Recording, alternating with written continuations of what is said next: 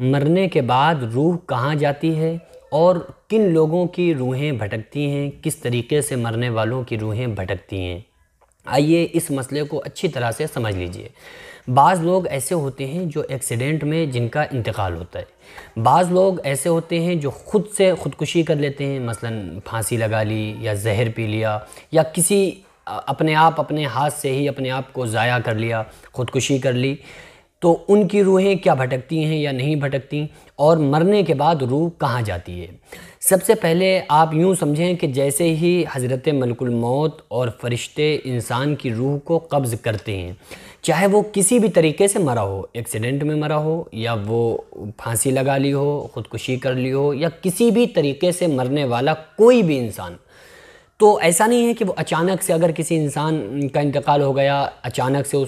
فوراً وہ ختم ہو گیا تو اس کے پاس فرشتے نہیں آئیں گے یا اس کی روح نہیں قبض کریں گے، بلکہ چاہے انسان کسی بھی طریقے سے اس کی موت آئے، چاہے وہ ایکسیڈنٹ میں ہو یا وہ زہر پی لے یا وہ خودکشی کر لے،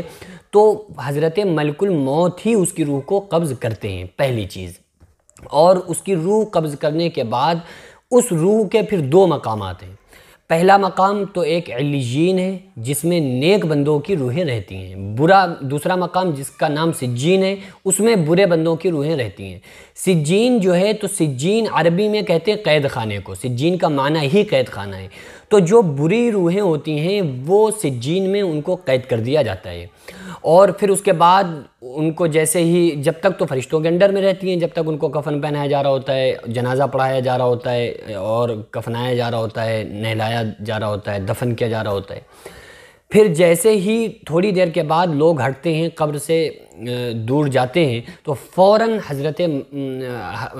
فرشتے جو موت کے جو فرشتے ہیں وہ فوراً ان کے پاس آ جاتے ہیں، اور حدیث پاک کا مفہوم ہے کہ دو فرشتے مرنے کے بعد فوراً قبر میں آتے ہیں جن کی آواز بادلوں کی کڑک جیسی ہوتی ہے، اگر اس آواز کو دنیا والے سن لیں تو کانوں کے پردے پھٹ جائیں، اور پھر اس کے بعد وہ آ کر تین سوال کرتے ہیں۔ بہرحال وہ سوال تو آپ جانتے ہی ہیں کہ تمہارا رب کون ہے، تمہارا دین کیا ہے، نبی صلی اللہ علیہ وسلم کی عظمت کے بارے میں تمہارا کیا خیال تھا، اور یہ تمہیں کیسے پتہ چلا کہ یہ ساری چیزیں حق ہیں برحق ہیں۔ تو بہرحال یہ جو قبر کے اندر سوال ہوتے ہیں، اس کے بعد اگر وہ نیک بندہ ہوتا ہے تو حدیث پاک میں آتا ہے کہ اس سے کہا جاتا ہے ایسے سو جا جیسے نئی نویلی دلہن سوتی ہے، اور ایک جگہ حدیث پاک میں آتا ہے نیک بندہ ہوتا ہے تو اس کے لیے ایک آپشن یہ ہوتا ہے کہ ان کو جنت کے پرندوں کی پوٹوں میں ان کی روحوں کو رکھ دیا جاتا ہے۔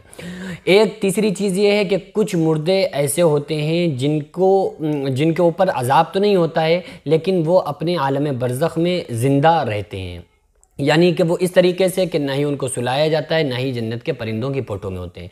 بہرحال کچھ روحوں کو علیین میں رکھ دیا جاتا ہے، نیک لوگوں کی روحوں کو، چاہے وہ مرنے والا اگر نیک ہے تو وہ کسی بھی کنڈیشن میں ہو، کسی بھی طریقے سے ہو، علیین میں ہو یا علیین میں ہو یا وہ پرندوں کی پوٹوں میں ہو، لیکن اس مردے کا اس کی روح کے ساتھ، یعنی کہ اس روح کا اپنی باڈی کے ساتھ تعلق ضرور رہتا ہے۔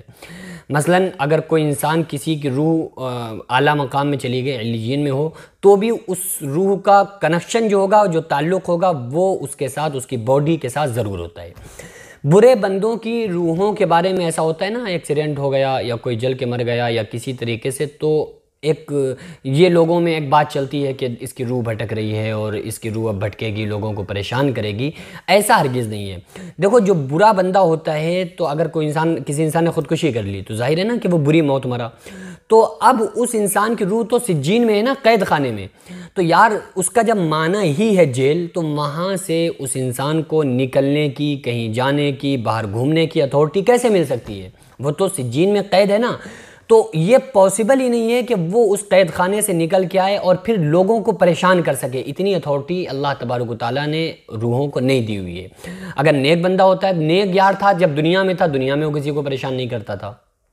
تو نیک وہاں سے کیسے کر سکتا ہے؟ اور برا اگر بندہ تھا تو وہ سجین میں قید ہے، قید خانے میں، جیل میں بند ہے، تو وہ کیسے آ کے پریشان کر سکتا ہے؟ تو یہ جو لوگوں میں چلی چلائی باتیں ہیں کہ روحیں بھٹکتی ہیں، پریشان کرتی ہیں، ایسا ہرگز نہیں ہے۔ یہ قرآن اور حدیث کے خلاف یہ عقیدہ ہے، اس لیے اس بات کو اپنے ذہن سے نکال دینا چاہیے۔ ہمیں اور آپ کو ان باتوں کو فالو کرنا ہے جو ہمارے پیارے نبی صلی اللہ علیہ وسلم نے جو باتیں ہم کو بتائی ہیں اور جن باتوں کا تعلق اسلام سے ملتا ہے۔